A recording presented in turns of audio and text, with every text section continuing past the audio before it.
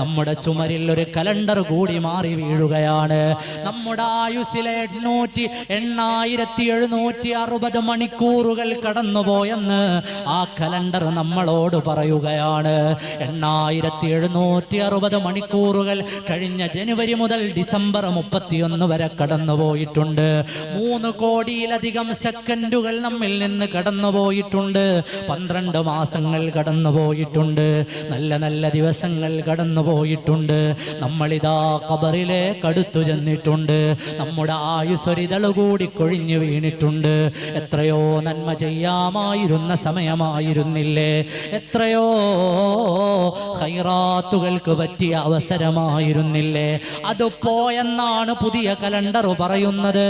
നിന്റെ ആയുസ് ഒരു കൊല്ലം കൂടി കഴിഞ്ഞു പോയിട്ടുണ്ട്.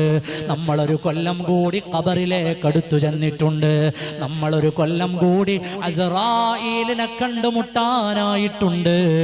നമ്മളൊരു കൊല്ലം കൂടി റബ്ബിലേക്ക് മടങ്ങാനായിട്ടുണ്ട്.